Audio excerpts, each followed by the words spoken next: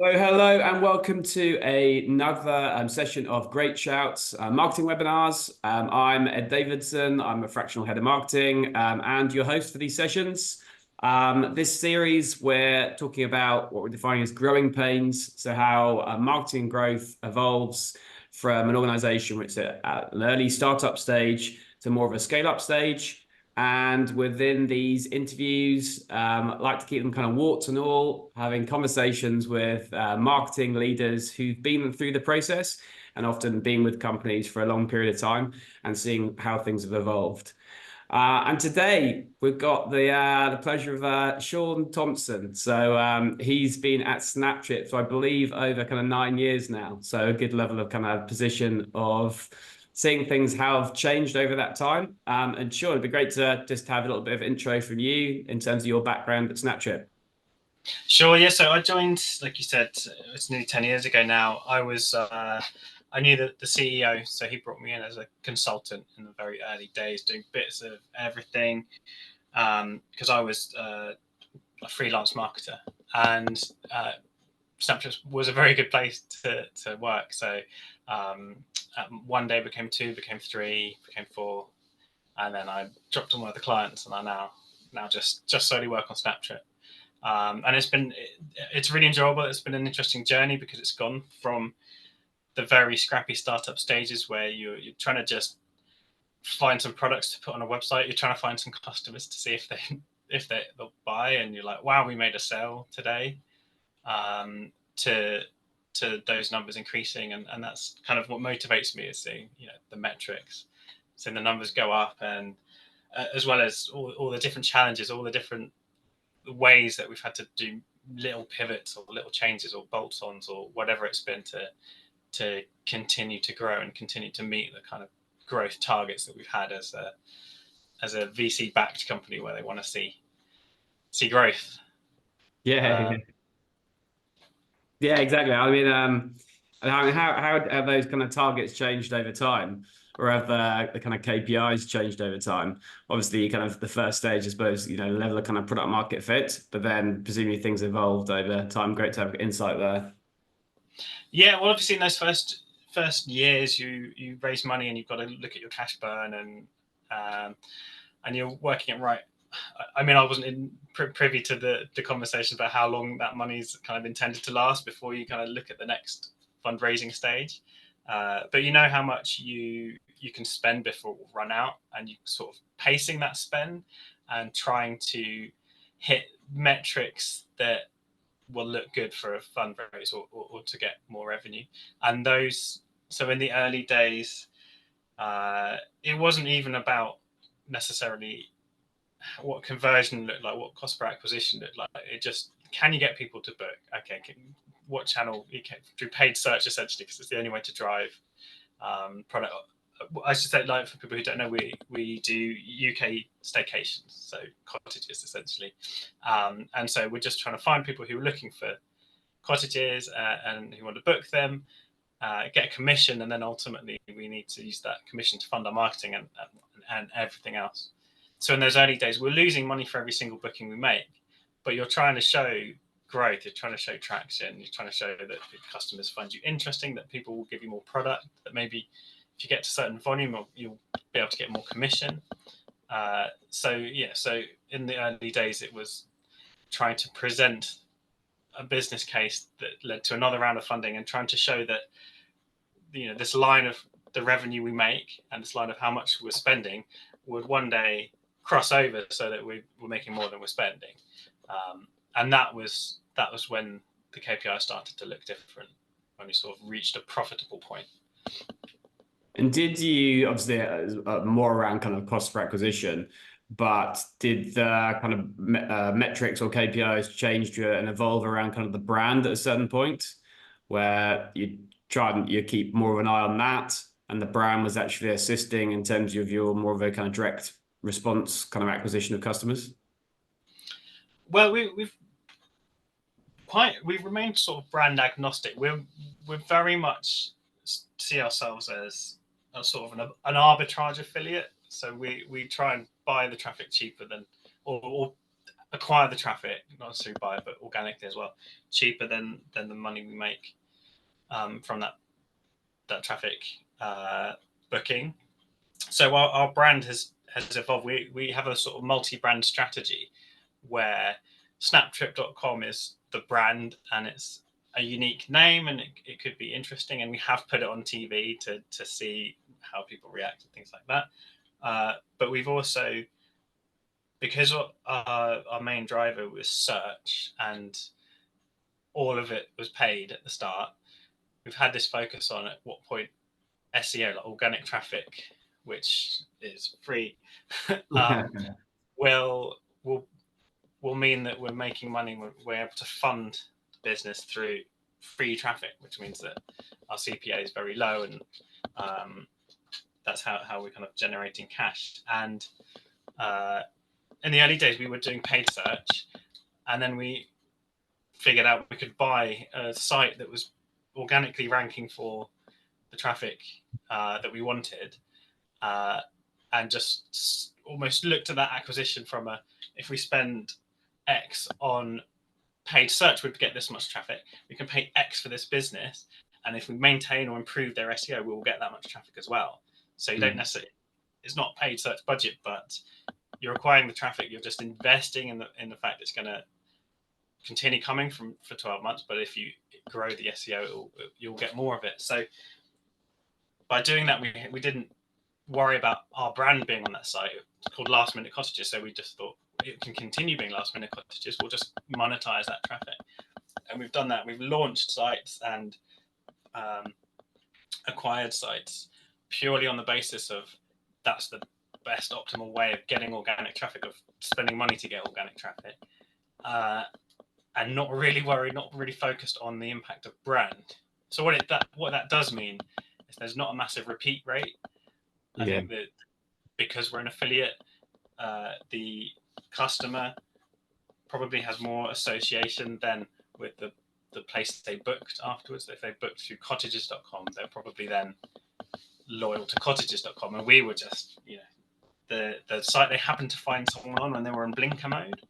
But that is something we are now thinking we need to work more on brand, because there's only so high you can get. You can get the organic traffic, but if you're alongside other brands that people know, so certainly in the hotel space, for example, we might be under Booking.com, Expedia.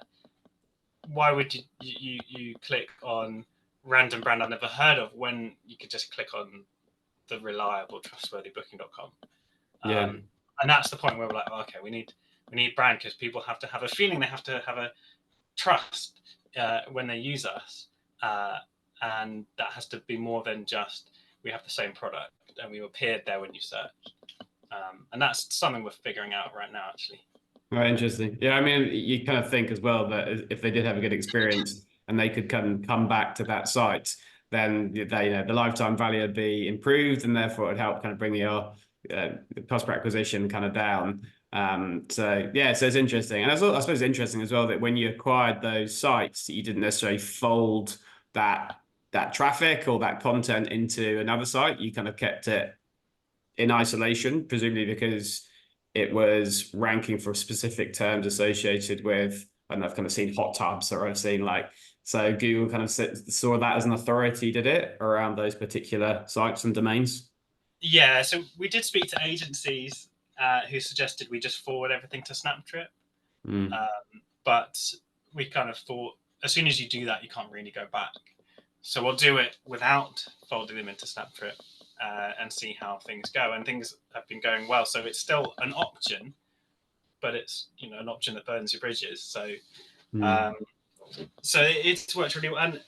And one of the theories that made most sense to me about it, beyond just the organic traffic, because we've also launched these websites from scratch. And you think, why would you launch a new website and do SEO for that one when you could just do the same SEO for SnapTrip and get to the same result? One of the measurements we looked at was how it performed on paid search. So there's a keyword, dog-friendly cottages. It's a very popular search term in the space. Dog owners like to stay in staycation. And we bought that traffic and sent it to SnapTrip. So we launched dogfriendlycottages.co.uk and bought the same traffic and sent it there instead. And you think, well, what's the difference? Now you're not benefiting your brand SnapTrip. People are seeing something else. But at the point of seeing two brands on a SERP, if you're looking for dog friendly cottage, which are you most likely to click on? SnapTrip, which doesn't really explain anything. You've never heard of it. Again, good investment brand. Or dog friendly cottages, which is this company exists solely to fulfill what it is I'm looking for. Okay, I'm going to click on you. So the click-through rate goes up. At the same ad copy, different URL, the click-through rate goes up, and that has massive consequence. Your CPC goes down, and ultimately for the same or a lower bid, you can buy more traffic.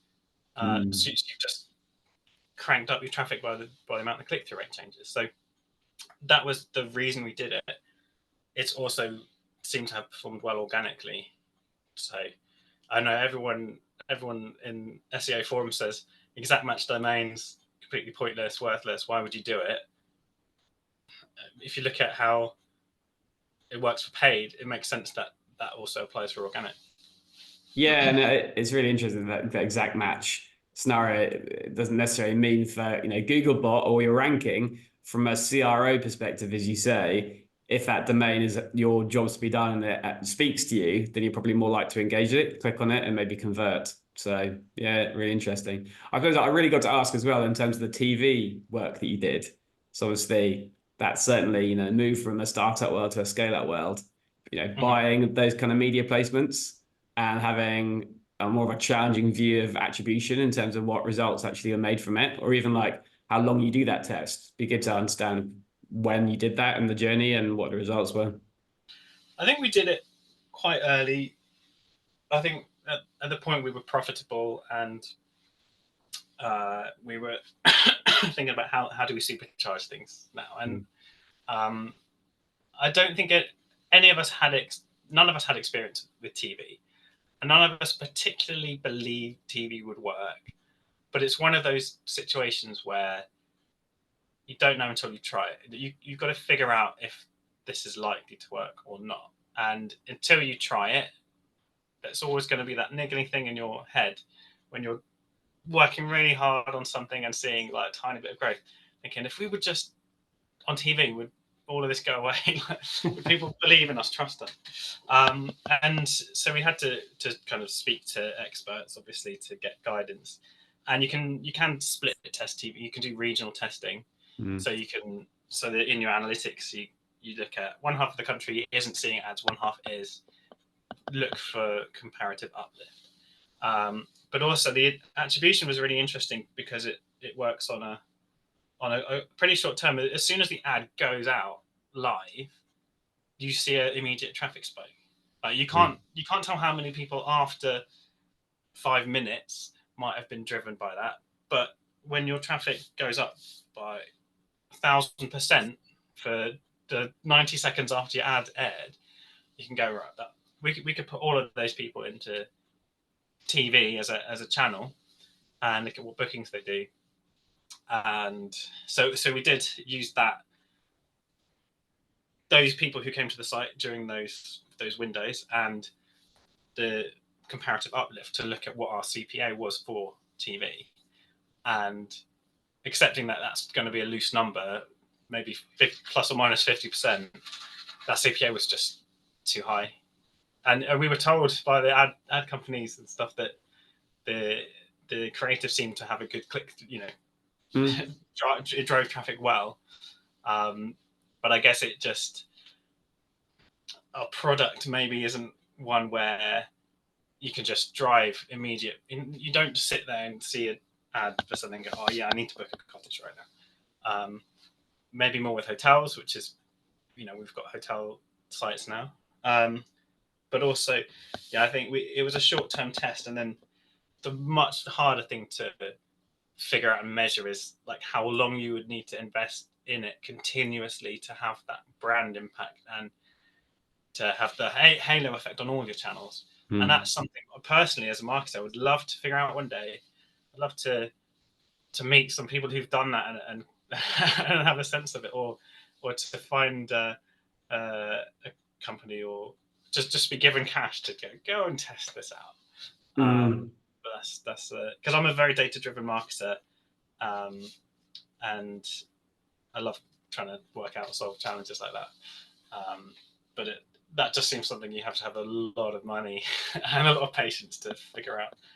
Yeah, and if you're going to justify that to investors, the amount of time it's not stacking up as a CPA on its own, it's really interesting that you can see that immediate uplift based on the spots, though. You can kind of see the kind of benefit in kind of real time. But yeah, I suppose you're investing in that kind of brand awareness and that halo effect. It's a lot harder to measure, isn't it? I suppose again, it's interesting to see if those customers over that time was the conversion not as high. So they didn't actually have a kind of specific need against, say, when you're talking about SEO, PPC, they're searching for something in order to be able to fulfill it. Again, yeah, I mean, More interest. yeah, it's that. I think capturing the demand when it's there, paid search, the search does that well. And I think we're lucky to be in a position where there's still a big ceiling on search for us. Like, we've got to where we are, but we know that we haven't fully reached the plateau of where we could get to with search. It gets incrementally harder, especially as you sort of top half of page one of Google, I think, and also in paid search when you're competing with people who've got more margin than you. So everything you have to look for every little edge you can to capitalize on it. And are there any other channels that you tend to use or stood out for you, or is there anything that you tried other than TV that didn't work necessarily? We've tried various. I mean, the plan this year, because one of our brands is Late Rooms, and we're trying to push that through lots of channels, and because we think, because it used to be a historically well-known brand, it probably doesn't need us to go and spend millions of pounds. We just need to spend money to remind people that it exists and that it's back, rather than and try and pick up where it left off, rather than going cold and spending millions and millions on TV. And we also figured that the people who used it are a specific demographic and age group, and so we've looked at how we could reach those people digitally, but also through.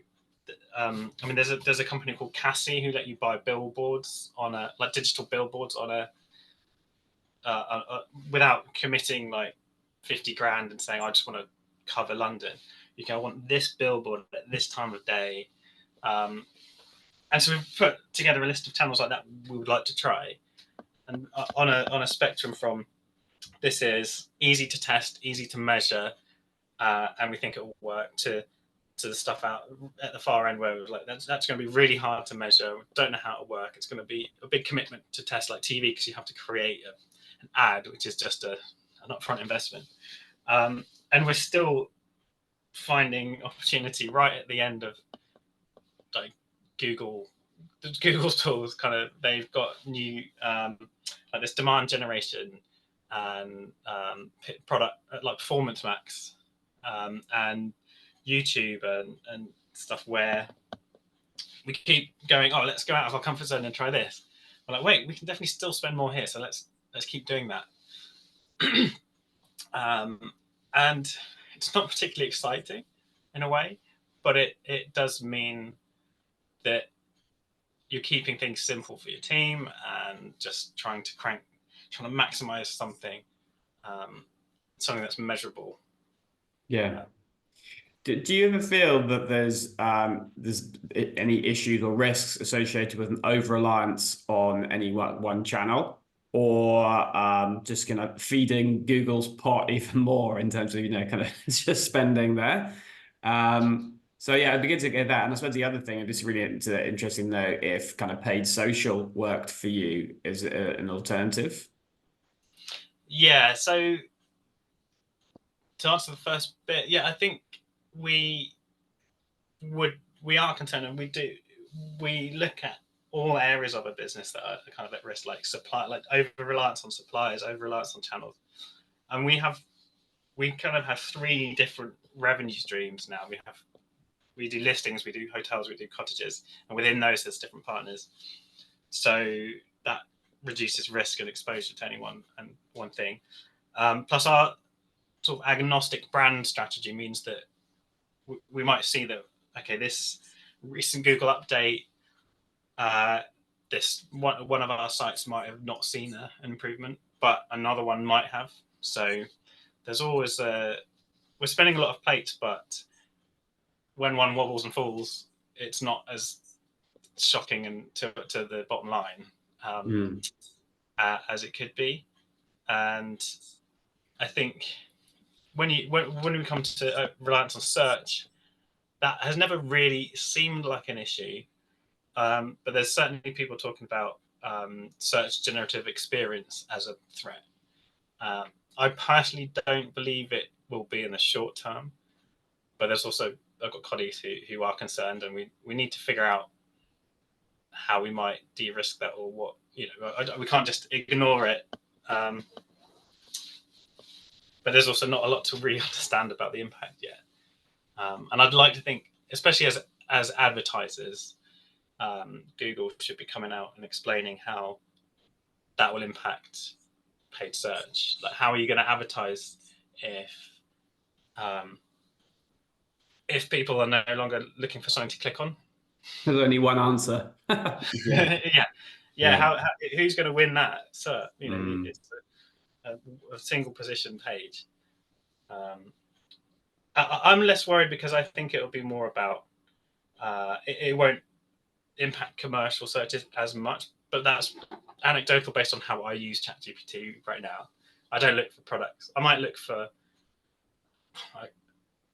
explain technology to me, but I'll still then I've recently added like a mesh Wi-Fi system in my house because I knew from articles that it would improve my Wi-Fi, and I got ChatGPT to I was like, explain it, like, just what do you mean by that?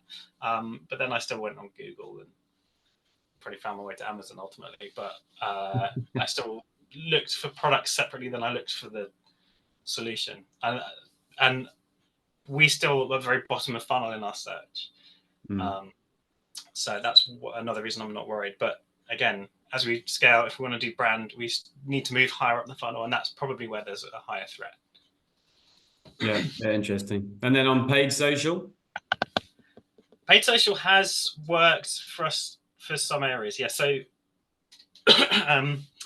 again, for sort of direct response driving bookings, it hasn't worked massively, although again, this is where like having a brand dog friendly cottages has worked well for us, because that is a really well defined audience. People with dogs, not only is that clearly defining your audience, but they also then have a problem you can solve, because if they want to go abroad, they need to use a kennel, but they probably then would rather do a UK staycation and bring their dog.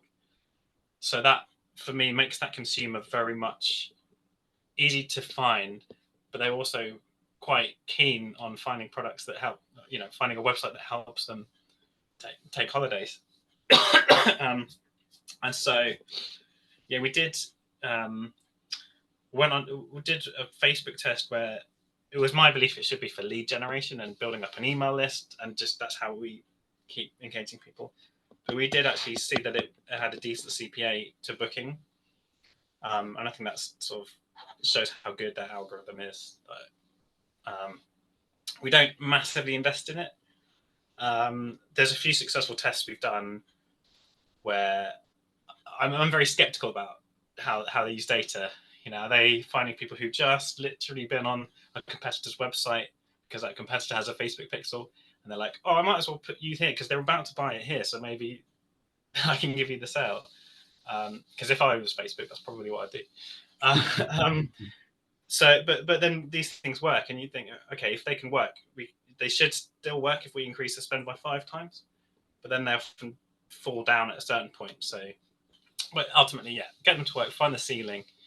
But yeah, paid social, I do like it as a channel.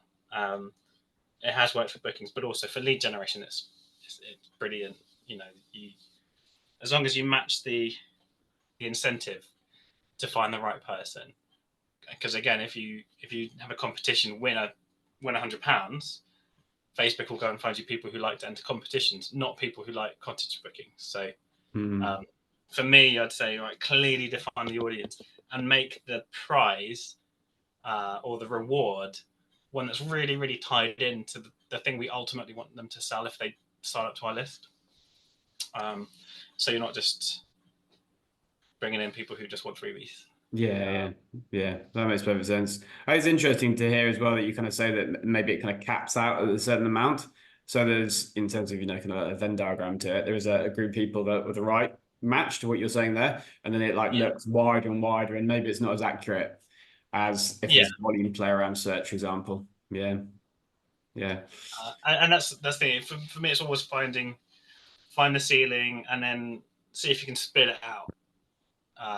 So okay, we found the ceiling there, but can we look for a different type of person? And I know the Facebook algorithms do that, but also as a marketer, I like to understand more about what it's doing, because then you can apply it somewhere else if you discover something. The reason we launched dog-friendly cottages was because we knew that keyword was driving us lots of traffic. If Google search was a black box and you didn't know that, you wouldn't spot that opportunity. Obviously, audiences are a bit harder to define and to make visible because of personal data and stuff. But I feel like anything when you're trying to optimize it is a divide and conquer problem, where you reach a ceiling on this, right? How do I split those groups in two, and then find new users and find a bigger ceiling?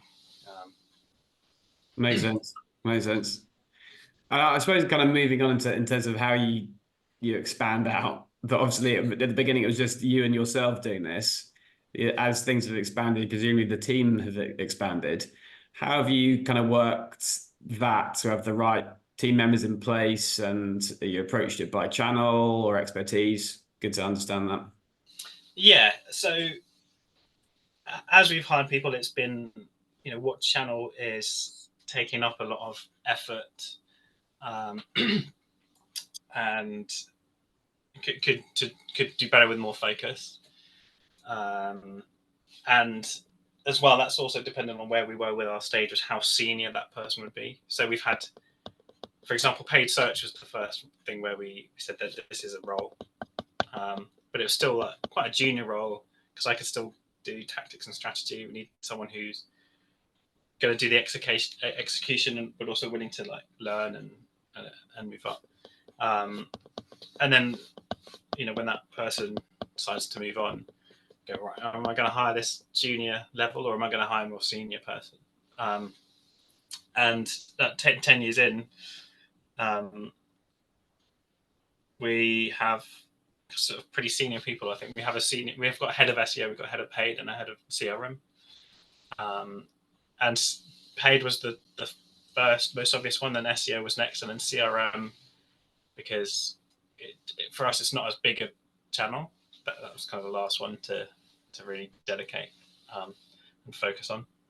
But you definitely see, both from hiring senior people, but also the thing that I find hardest is letting go when you've owned a channel for so long. Letting go and saying, right, this is how I've done it. But I'm going to have to look away for a bit, let you do it your way, because otherwise, what's the point? What's the point in hiring someone? But because you get precious when you've been doing it for so long, like I do personally. But yeah, and then you see a whole step change, and someone's giving their absolute focus. Like our CRM has been incredible last year, with a sort of pretty senior person giving it 100% and just spotting these opportunities. And just on that CRM, is that more email outreach at the right time with kind of recognition of when they've previously taken holidays? Is it a kind of cross channel? So do you the touches with texts or phone calls or anything like that, or is it mainly over email? It's mainly email. So yeah, it's been about looking at user life cycles. So browse abandoned, cart abandoned. So like buying cycle emails, and making sure we have that data and we get people to sign up at a good time. But then, yeah, also the segmentation of that audience and personalizing emails to, right, this person, they seem to have a family, so they're not really going to go away in like November or October, whereas the people who seem to go off peak, they might at the end of or middle of September when schools go back, that's a good time to hit them for their sort of late summer getaway when prices go down, and it's much easier if you don't have kids to get away. And as well as things like cross sell between our brands, and just doing things like figuring out that because with the multi-brand strategy that we've applied that to email, but actually it really doesn't make sense for some of the brands. So we've got one big cottages, which for search is great if you're looking for a big cottage because you want to get two families together and have a holiday. That's great, but there's not massive repeat on that because it might be a one-off, it might be a celebration. So to have those people sat on the list and to keep saying, here's another big cottage for $5,000, here's another big cottage for $10,000, the repeat doesn't really work. But if that person their next break might be as a couple, you kind of want them on a more generic brand like SnapTrip, where we can give them a hotel, we can give them a small cottage, something off peak, something last minute. So yeah, just understanding those users and giving them putting them right in the right group and offering them the right product. Yeah, makes sense. Do you tend to bring kind of external agency assistance as well as kind of in-house team, or is everything kind of handled in-house? We really want ultimately to have everything in-house because I think we like that. We like people in a room together, understanding the business fully and sort of peeling away layers and digging deeper and deeper, which I feel like unless you're with an agency for a very long time, you kind of get the same treatment, the same tools, the same processes as everyone else gets, which does 80-90% of the job. But yeah, I believe in stuff in-house. But the SEO, while we have a team in-house, we still use external people. We use freelancers, we use agencies for things like outreach and PR, because I think it's pretty more important that they understand understand external stuff, like journalists and what they're talking about. They don't. If they were upset, like just looking at us would be, I always want to be on the front page of the BBC because I think everything I do is exciting. But they will be like, well, the BBC are focusing on this right now. There's no point. So they will see where we fit in the media space better than me, who's just like, we should be everywhere. Yeah. So yeah, there's certain roles that I think will stay external, like important PR, I think. But again, that might change. And the classic question around kind of AI. How do you see tools that help your team and get better results or faster results? Are you seeing that kind of touching on it at the moment? Obviously, you mentioned the kind of process of how you'd use ChatGPT or Gemini in terms of the search process, but are you using those tools internally at all? Yeah, a little, yeah. So I use ChatGPT all the time because I do various things. I like write bits of Python script here and there. It's just quicker. You're trying to get some bit of data and you're like, or you're just trying to do something in a spreadsheet and you're like, I know there's a formula that does this. I can't remember what it is. And I just say, what's the formula that does this? And it gives it to you. So for me personally, I use it a lot. I use it for note taking. I'll record a voice note of my thoughts or my priorities on a walk or something, and then just upload the transcript to ChatGPT and go, give me my to-do list. And it does that. So it makes lots of efficiencies. I think that some of those things depend on the person.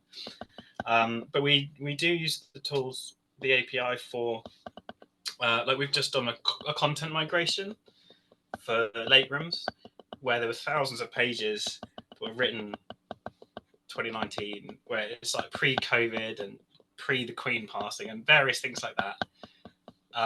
where the information in those pages is probably out of date, and some of the pages are even older than that.